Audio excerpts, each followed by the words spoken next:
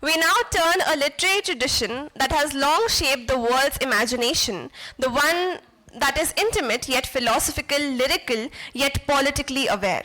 The session before us is contemporary French literature. Today, French literature is no longer confined to Parisian cafes. It travels through migration, memory, displacement, environmental anxiety, and the fragile beauty of everyday life. It asks us urgent questions about belonging, loss, power, and healing, often in quite deeply human ways. This session explores how contemporary French writing speaks to a global reader, and that's why its voice feels especially relevant in our times. This session is proudly sponsored by Alliance Francaise, an institution that has for decades built bridges between cultures through language, literature, and dialogue. Now, for the introduction of our wonderful, wonderful speakers that we have over here, Miss Virginie Bouyx and Miss Prashasti Dubey. Miss Virginie Bouyx is a French writer and lawyer whose life and work reflect a truly global sensibility. Having lived in China and Russia and now residing in Chennai, her writing carries the imprint of movement, uprooting, and observation of cultures. She is the author of 2 acclaimed short story collections, and she is also the author of the fabulous novel which leans into magical realism while retaining the emotional restraint of literary realism. She is really an inspiration for all of us. Her work explores themes of loss, place, environmental threat, and the healing power of art and narrative medicine, marked by an observational style that blends melancholy with subtle humor and moments of quiet absurdity, reminding us that beauty often survives even in fragility. In conversation with her, we have Miss Prashasti Dubey, whose own journey reflects a transformative power of language. At the age of 15, she began studying at the Alliance Francaise of Bhopal and went on to earn the master's degree in French literature and FLE, with the thesis examining the role of technology and teaching French in Indian cities. Currently a French language instructor, Prashasti ji brings to this session not only academic insight but also the perspective of a reader. This session is going to be really wonderful. This is a conversation between a writer and a reader, and experience and interpretation, and France and the world. Ladies and gentlemen, can we start this session on a high note with a huge round of applause for our wonderful, wonderful speakers.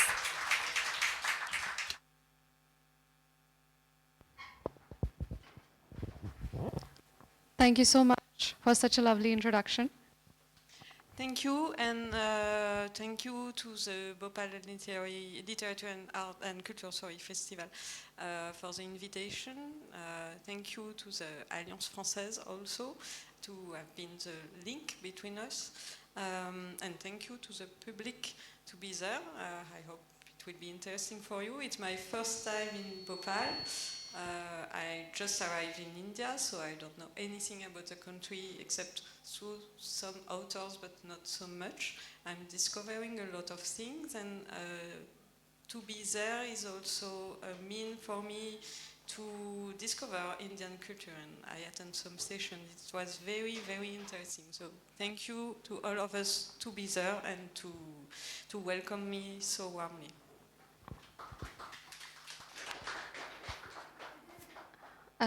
Can you move on to the first page, please?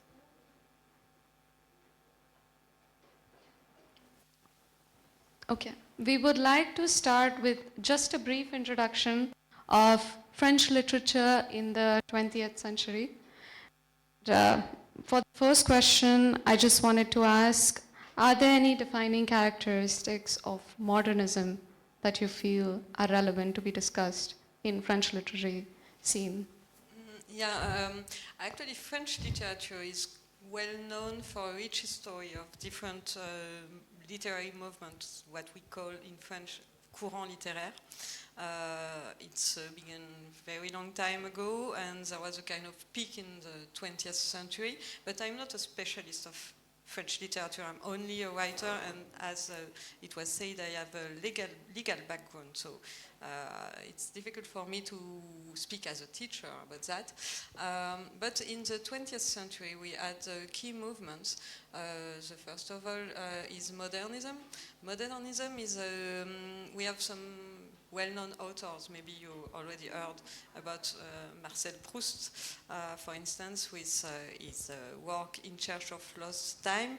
And modernism explores subjectivity, consciousness, and it was constructed against the previous movements. It's always like that. We have literary movements constructed against previous movements, trying to break the tradition with new forms of literature, new styles, and a new way of thinking also. So we have Marcel Proust for modernism, André Gide, for instance, who was very quick about him, but it was a kind of psychological novelist, but also a taboo broker, because he spoke about, for instance, homosexuality. And he was raised, that's maybe interesting, by 3 women in a Protestant family, so he had to liberate for a lot of things. We have also more controversial writers like Céline. Céline explored new way of writing using slang, for instance, kind of speaking writing actually, and he was controversial because he took some position. He was quite anti-Semite and also a collaborationist. So yeah, we can go. Right. Yeah. Now we can move on to our second important event, which was surrealism. So could you just explore a bit about? It's a slide before. It's the same slide. Yeah, it's the same slide. Yes. If you can go back. So surrealism is not, as all the movement actually, is not only a literary movement, but also an artistic movement, and the idea was to, once again, to work with the tradition and to liberate unconsciousness and to liberate unconscious ideas and dreams with new means of writing, like automatic writing, which is a way of writing. You take a pen and a piece of paper and you write, and your brain and your spirit will guide you. So that's this kind of thing. After that, yeah. We have the World War II, and I would like to just ask you, what is the role and development and expression of existentialism? Yeah, yes. After the World War II, we had a new philosophical and literary movement, the existentialism, who focus on absurdity of existence, importance of personal choice, and one of the key figures of this movement, the leader of the movement, was Jean-Paul Sartre, well-known philosopher. Sometimes we put in this category also Albert Camus. Sometimes he is considered more than an absurdist key figure. But yeah, it's this idea of the absurdity of existence, of the personal choice that can influence society, etc. Right. Now we can move on to the current slide, which is French. No, the previous slide. French current literary scene. Just to discuss a little bit of the common themes of the French current literary scene, we have... No, the previous slide. Previous to previous. No. It's okay. Not this one, before, and this one, yeah. This. No. Yeah. Okay, thank you so much. All right, so we see in a lot of works the re-emergence of autofiction, if you could just talk a little bit about that. Yeah. And we also have the exploration of trauma with a lot of works currently in the French current literary scene. If you could just briefly discuss that. unlike the previous period, the current literary scene is not characterized by really definite, I don't know how to say, definite, yes. definite literary movement.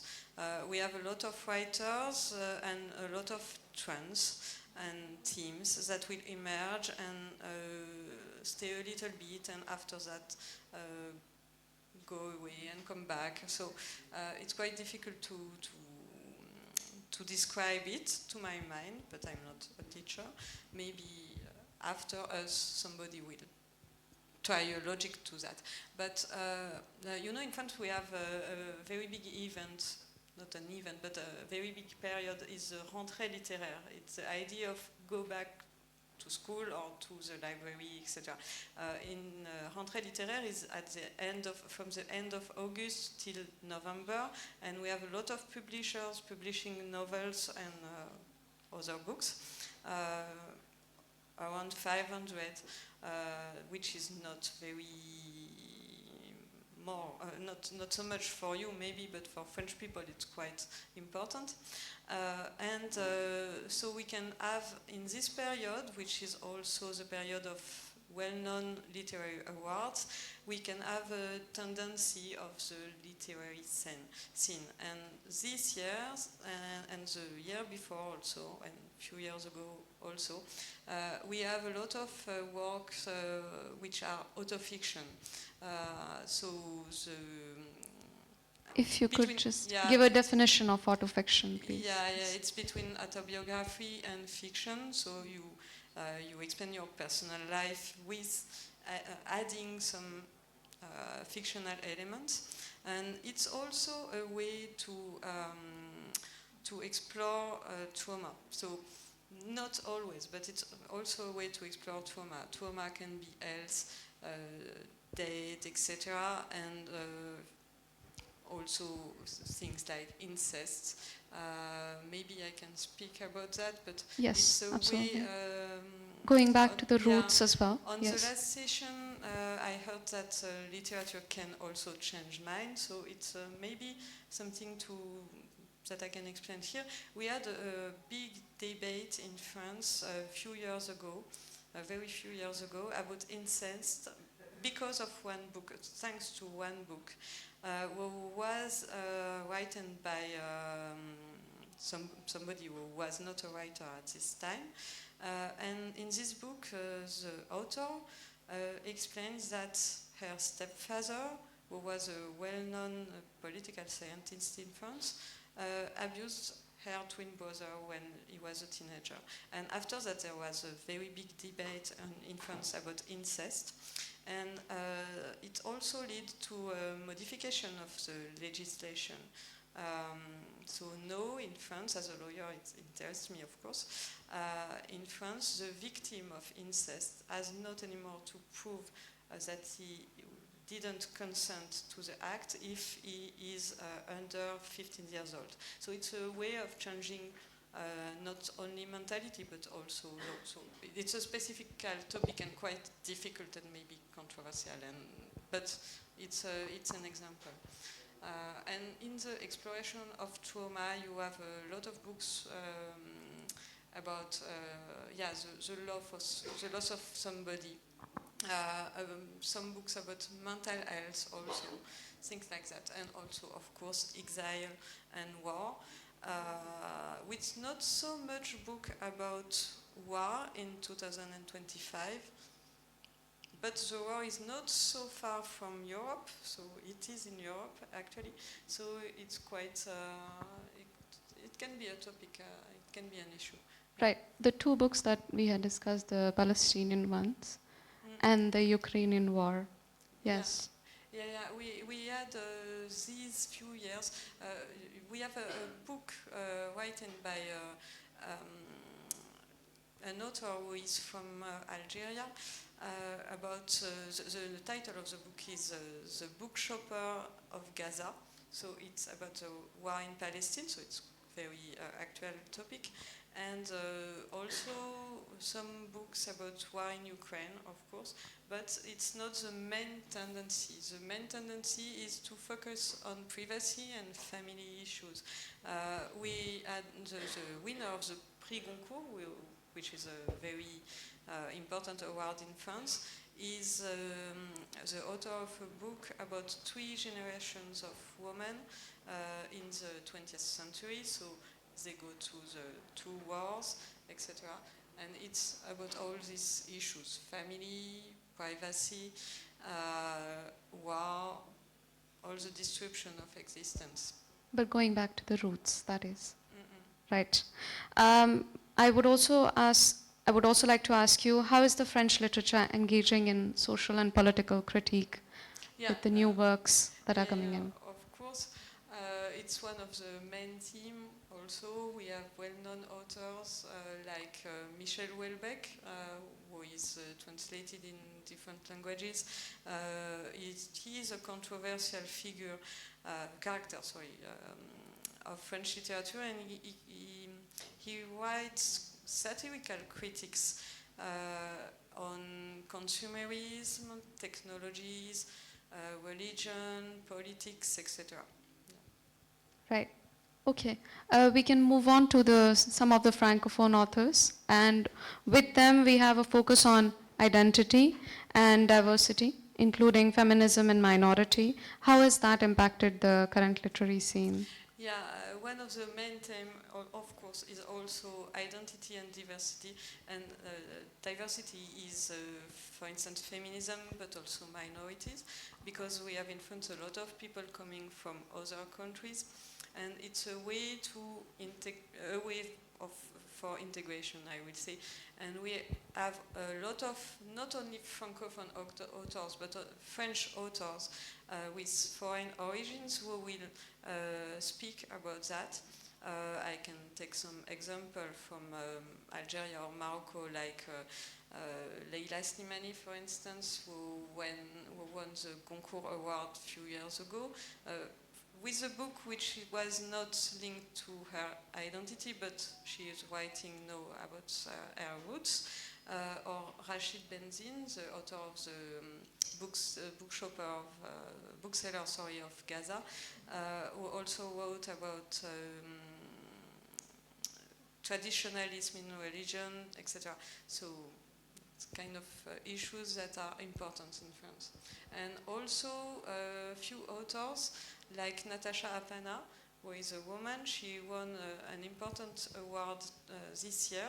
She won this award for a book about violences against women, but she used to work about diversity in the sense of minorities, because she is from Mauritius, and so she will write not really autofiction, it's almost fiction actually, about this route. Yeah. Okay, thank you so much. Now we can move on to the next slide. Moving on to your current works, Virginie Bouyx has written 3 works till date. We have the first one, which is Les Fleuristes, which is The Florists in English. The second one being Ville Chinoise, which is Chinese Cities. These were both published under Gallimard. And then we have the latest work, which is La Varhongue, which is also translated the same way in English, The Varhongue, which was published under Pommier in 2023. If you could just give a brief overview over all of the 3 works that you have published till date. Yeah. Yes. So Les Fleuristes, The Florists and Chinese Cities are collections of short stories. Les Fleuristes are about China, Russia and France, and mainly about local people, so Russian and Chinese people. And Ville Chinoise, Chinese Cities, are different stories taking place in different cities of China, of course, and all the characters are not only, but not all, but most part of the characters are foreigners. They can be students, businessmen, things like that. So it's a way of exploring expatriation or exile, more expatriation because it is a choice in their case. And also to explore the cities in a different way, because I was interested by the foreign influences in Chinese cities. So I will spoke in this book about cities like Harbin, who has lot of Russian influences, things like that. Okay. Thank you so And much. also it's for Lavarang, it's a novel. And as the two first books were quite accurate, Lavarang is a kind of tale with a fantastic tone. And Magical realism, right? Yeah, Yes. kind of magical realism. And it's, as the other actually, about loss, but this time loss of people, loss of places, also to the climate change issue. Okay, thank you. Can we move on to the next slide, please? The Florist, which has 14 stories, and they all take place around the world, in China, Russia, and in France. And then we have an extra story, which is of Anna, and we're going to read a couple of extracts from that. Would you say that these stories are your personal recollections or influenced by other people's anecdotes? Actually, both. You can find in the book two stories who are about really a personal experience, but the other one came from sometime only a scene in the street. For instance, one of the story, it's about a World War II veteran, so an old man in small Russian city, and the story came because I just was walking in a street in a small Russian village, and saw a man cutting a piece of wood at his window, and the story came after that. I went back home and had the idea of exploring what could be the life of this man. Yeah. Okay.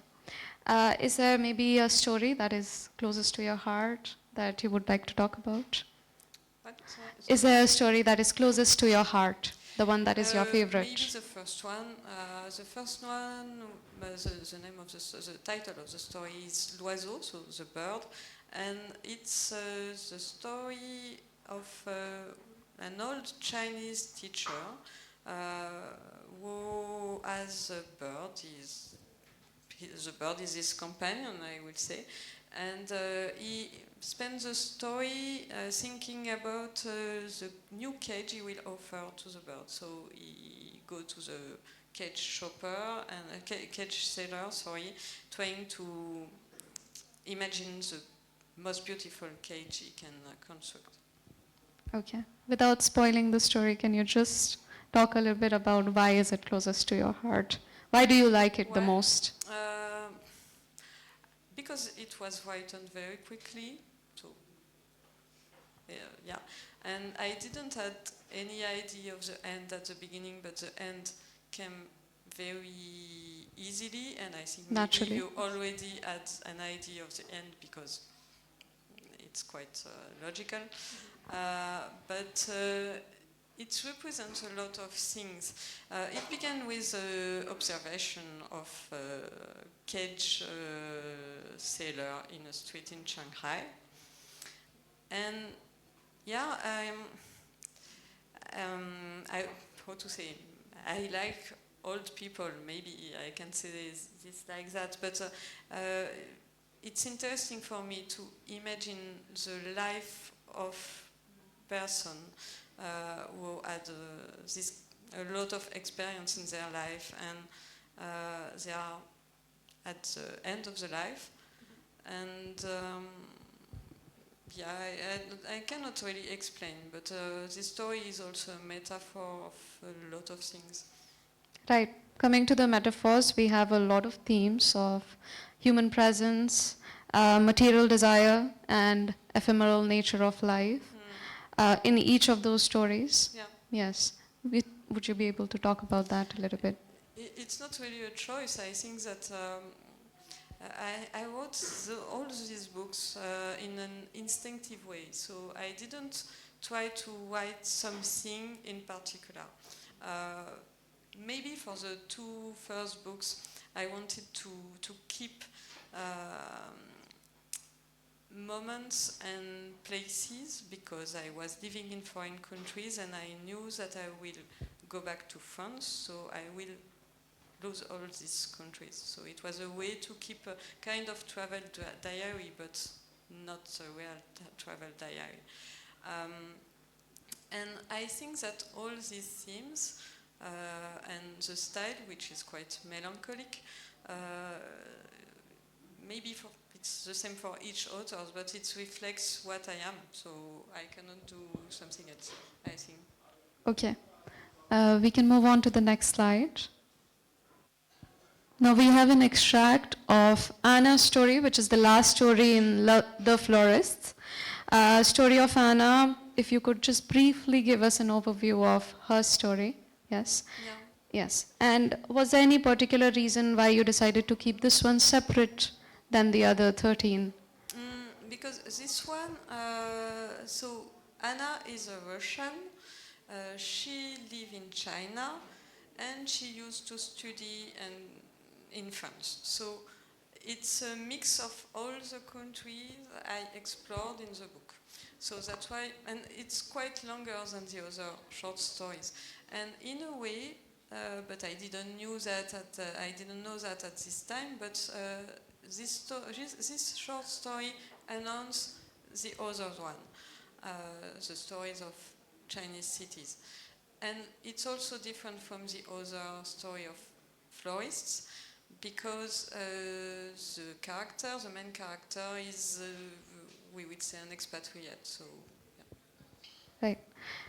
Right. Her story links two distinct cultures, in fact, three, in a way, and at the same time, she's trying to preserve her connection to her past. Could you talk a little bit about that? Because that is what the first extract is about. Yes. Yeah. So it was an extract before. So Hannah is a Russian girl, a Russian woman, sorry. She used to live in Murmansk, which is a small, not small, but which is a port in Russia, with a lot of, at this time, I wrote the book in 2012, and it was published in 2013. So in this book, I don't speak about Russia, of today Russia.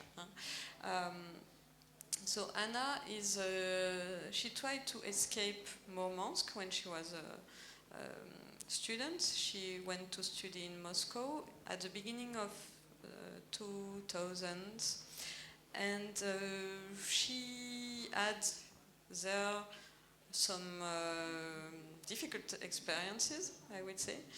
And so she went to France, influenced by her mother, because her mother, who was married to a military, was a woman who used to speak French. She was a translator when she was young, and she dedicated her life to her husband and her kids. But she was also a well-educated woman, speaking French, loving French literature, etc. So Anna went to France to study, and so she met her husband there, Right. and went with him in China. Yeah. Okay. This next extract talks about how she is an expatriate woman. In French, we call it the previous one. It's the femme expatriée. It's in English. In English, we have separate words for wife and woman. In French, we use the same word, which is femme expatriée. And Anna, she tries to separate herself from, both consciously and unconsciously by all of her choices, from being part of the expat community. And in this extract, she talks about it being a zoo. The expatriate women who see the world as if it's a zoo where they're living. Yes. Yeah, it's what I saw in China, of course, and it's what I'm seeing here in India. Because, you have a population of foreigners coming into different cities, and very often the woman, sometimes the men, but it's Mostly the quite, women. most women, and they didn't really left their flats and swimming pool, and they didn't want to, doesn't want to go ahead and to integrate, and they also think that they cannot integrate correctly, so, and maybe it's true. So it's a kind of, for Anna it's very difficult to be part of that. And because she is also Russian, so it's she had a lot of culture, so maybe because of that. But she, in another way, she is totally aware that she is a part of that, and it's a quite difficult thing For her to navigate. accept for her. Right. Yeah. Can we move on to the next slide, please?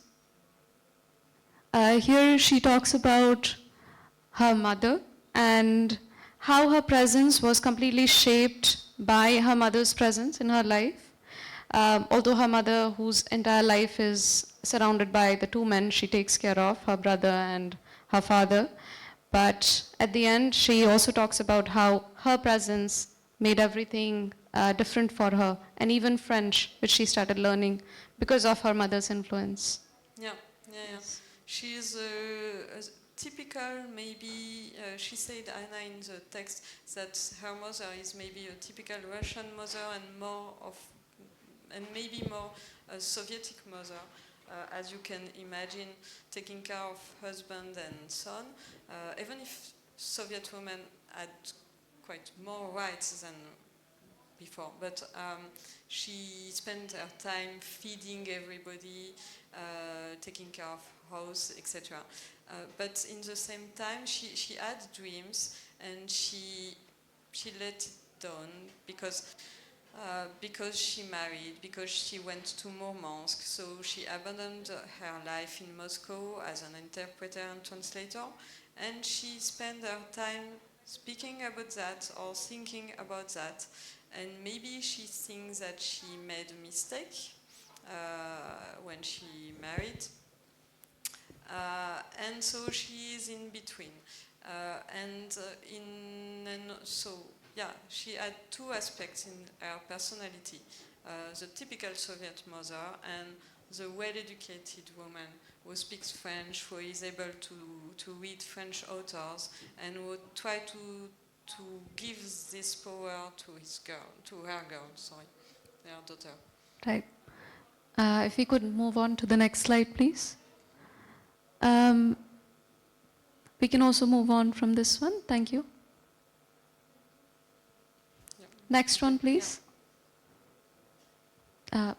Next one again.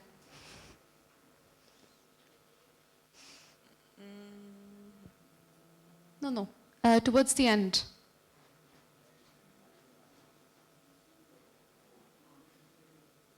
Yes. Before. Thank you. Yeah. Thank you. Okay. We have the story of Ville Chinoise, which was your second work. Mm-hmm. We can briefly go over the stories that are relevant to you. You could talk about the first story of Mark, Yeah. and how he's split between two lives. If you could just give a synopsis of the book and Okay. the preview. So Chinese Cities, I said before, it's a collection of short stories taking place in different Chinese cities. And the first story, the collection began with the story of Mark. Mark is a young lawyer, and he used to work in Beijing, but he's just come back from Beijing to Paris, and he's living in Paris maybe for the first time, or not maybe for the first time, but it's difficult for him to go back to France. And all the story is about that, the difficulty of leaving a country you love, because it's not your country, and you know that if you go back to this country, it will not be the same. So you lose the country you left. Right, and he feels that it is a self-betrayal of sorts if he forgets his past and then continues to live his life in Paris. Yeah, exactly. Yes. Yeah. Okay. We can move on to the next slide.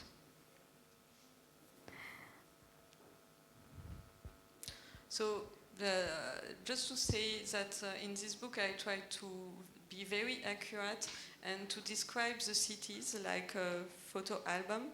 And so that's my photos. I'm not a photographer, but all the, how to say, when I was writing the short stories, I very often go back to my photographs and also maps to be very accurate in the description of the cities. And I was interested, you can see a Russian cathedral, but it's in Harbin. As I said, I was interested in foreign influences in China. And if you see the color of the pictures, etc., maybe it's, the book is like that, quite melancholic and a little grey. Yeah. Absolutely. Okay. We can move on to the next slide. Okay. Now we can talk about her latest work, which is La Varong, which was published under Pommier in 2023. If you could give us just a description of why you chose to name the book La Varong. Yeah, so La Varong, the Varong is a French word, but not well known in France. Basically, it's a veranda in Indian Ocean in colonial architecture. And the Varong here in the book is very important because it's a place, it's between outside and inside a house, but also it's a kind of metaphor in the book. The Varong is between death and life and reality and dream. So that's why I chose this title. Yes, if you could just talk about the brief overview of the book. What is the book about? Yeah. So I wanted to speak, to talk about loss of people. And so I decided to do that in a totally different way than before, with fantastic element. Because I didn't want to be accurate this time, and I needed that to not be accurate. And so it is the story of two people, one young boy and one young man and one high school student, and they all lost their mother, and they will meet inside a painting because they are able to enter a painting. So both the characters that you just talked about, Yoko and Andrea, Yoko being the Japanese girl, and Andrea who's of unknown origin, mixed race perhaps? And is there a reason for this choice of identity? Why did you choose to make them mixed race? Yeah, I wanted to give a kind of universality of the story, and I also wanted to, because the Japanese girl was quite important for me. I wanted to do something with little touches of, how to say, with a lot of unspoken unwriting, and I think it can be characteristic of Asian literature and maybe Japanese literature. As magical realism, also we can find this in not only but in Japanese literature. So yeah, and I wanted a girl with lot of identities and linked to Asia, actually, because I like Asia in general. So it was a choice, but totally subjective. Okay. We have both the protagonists, Yoko and Andrea, who've, as you mentioned, they lost their mothers in the novel. And each of them try to preserve a link with their childhood. Yoko, who's trying to learn Japanese, and Andrea, who's entering the painting every single time to experience his past and trying to connect back to his mother. Could you talk about your personal experience, why you decided to talk about the loss of... Yes. So I lost my mother a few years before writing this book, and at this moment of time I wanted to make something beautiful with an event which was not. And my mother was a painter, and that's why the characters enter a painting. Because when I was a little girl, I often imagined myself entering the painting of my mother's. But I never succeed to do that, of course. So it was a way to preserve the connection to your roots. Yeah, but my mother is nowhere in the book, actually. The painting is not a painting that she could have paint. She is none of the characters. It's totally different. So, yeah. Right. We also have an imaginary painter in the book, François Lyoté. Yeah. Yes. And so was it maybe a connection to one of the painters that you've seen before?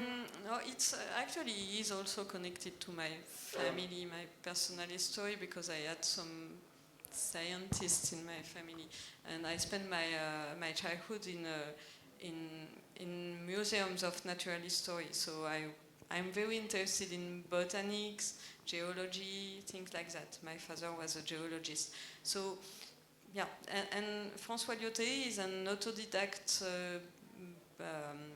botanist. Autotaught. Yeah, Yes. Yes. He is a botanist, and he lives. He is totally fictional, but the book is also his personal story, because he is the painter who paints this painting, and he also had some drama in his personal story. So I will let you discover, but I'm not sure you can. But yes, and he also constructed the house with this varang, and the house is quite important. It's because it was destroyed actually by the rising sea, and so it remained only in the painting. You evoke loneliness almost as an inevitable condemnation of human existence. Do you believe that we are all born alone and we are always going to end up alone? Yeah, I think so. And I heard that yesterday in a session with Shini Anthony, and she said that everybody is always alone. I totally agree with that. And maybe my books are personal way to go through that. I don't know. It's only a fact for me. It's not a drama. It's not so awful, but you have to be aware of that, or I have to be aware of that. I don't know. Each of us will lose everything, and it was quite present in my mind even when I was a child. So yeah, I wanted to write about that because it's a way of thinking, maybe. It's also part of you, that's why, right?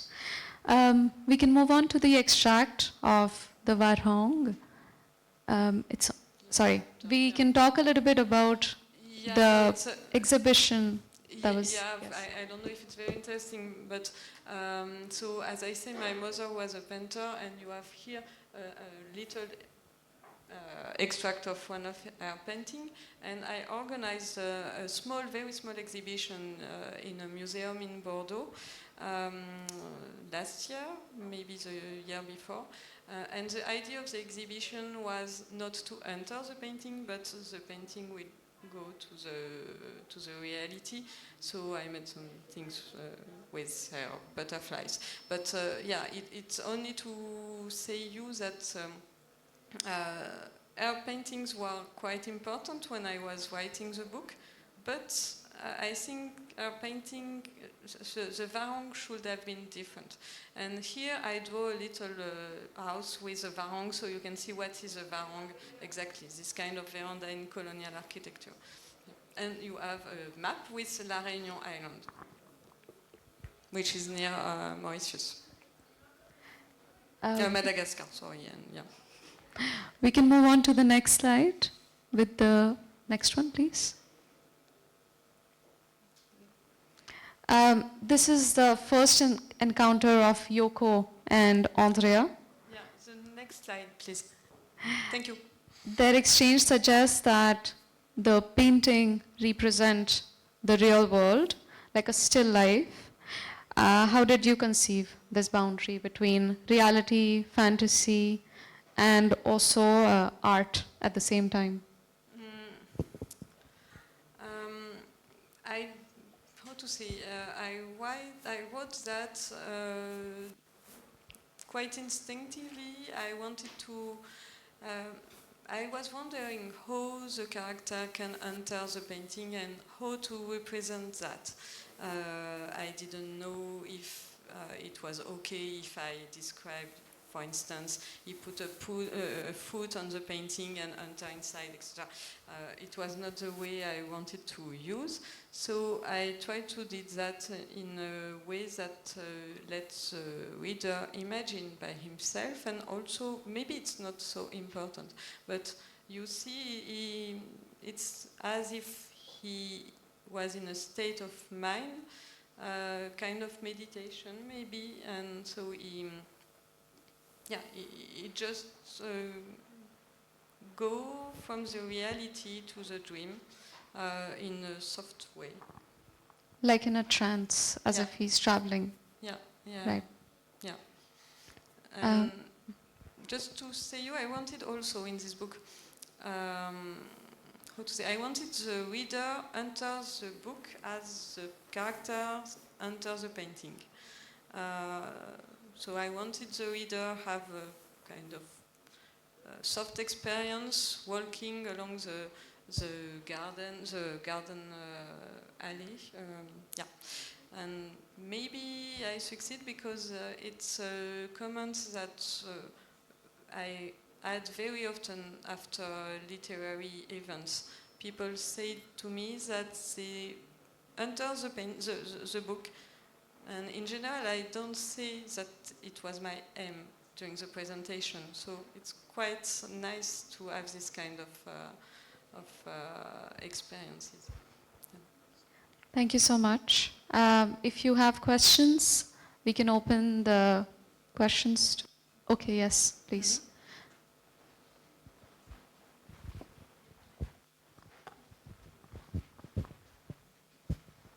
My name is Asif. Where is your book available in English? No, that's the problem. My books are not for the moment available in English, so I hope I will have translations. But I have this translation of Anna, who is a non-official translation realized by another Alliance Française and one of the translators for purpose of presentations. But for the moment, unfortunately, they are not available in English. It's something on which I want to work this year because it's really a problem. Yeah. One more person here who has a question. I'm here with one of my French students, and the book I find myself always teaching is L'Étranger, The Outsider. What is it about that book that makes it so relevant or always taught for students of French? Anna? L'Étranger, the Camus. L'Étranger de Camus? Yeah. As I say, I'm not a French teacher, so Albert Camus, he how to say, it's funny because L'Étranger is a very famous book, and in France he's coming back also. We have a film this year that maybe, a few months ago, a new adaptation. So the question is why L'Étranger is so French, basically? Yeah. Why is it taught? I don't know. I'm sorry because I'm totally unable to answer that. I think that Albert Camus was he is a key figure of literature in 20th centuries, and he was a resistant. He made political choices, and he was also born in Algeria. So there are a lot of things very interesting in his life. My last publisher at Gallimard, who unfortunately passed away a few years ago, was a friend of Albert Camus, and he has been able to answer you. He wrote a lot about Albert Camus. I think he emerged in a key period after the war, during and after the war, and he was linked to a lot of intellectuals, French intellectuals. Yeah, really, I don't know. I'm sorry. I think it probably is the absurdity of the writing style The absurdity, but and the absurdity of the story. You can find, for instance, Kafka, who was not French at all, is a very important figure of absurdity. So, Ma'am, I would like to ask, I'm a student of Alliance Française de Bhopal. Madam is my teacher also. really? So I want to know that to go through your books, up to what level of language the reader should know, so accordingly it will be easy. As the gentleman has mentioned about L'étranger, it is like very simple, and sometimes we learn through that book also the language. So in your case, I have not gone through your books. So what level French we should know to go through to understand? It's difficult also to answer this question, but I use a very simple vocabulary. I think you can say that. But the difficulty can be because I use also non-spoken, non-written elements. So a lot of things are not written. So I don't know, maybe it can be also a difficulty for translation in English. Yeah, the level of language is not very high, but behind that you can have different steps of reading.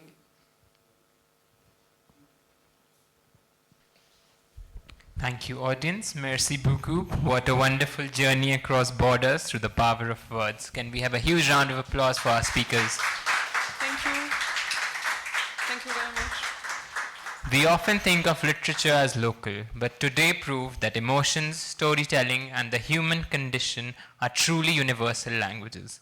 We just took a trip to the heart of France without leaving Bhopal. An insightful thank you to Ms. Virginie Bouyx, I hope I've pronounced that correct, pardon my French, for sharing the nuances of contemporary French narratives, and to Ms. Prashasti Dubey for bridging the cultures and moderating this session with such finesse. I must also give a special mention to Alliance Française for sponsoring this session and continuing to be a bridge between our cultures. To honor our guests, I would like to invite Naeem Mansoori ji, a founding member for the Society of Culture and Environment, to join us on stage to present the festive memento. Can we have a round of applause, audience? This is the BLF 2026 memento. The legendary Padma Shri Durga Bai created this artwork specifically for BLF 2026. It is a story of devotion of a tiny bird loved by Bangsu, transformed by the tribal god into a beautiful maiden.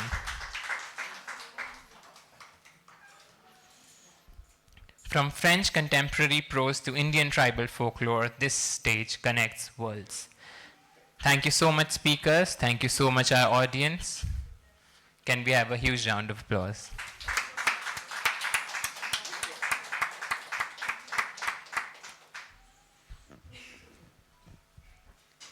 Thank you. Dear audience, please stay tuned. We'll begin our next session very shortly.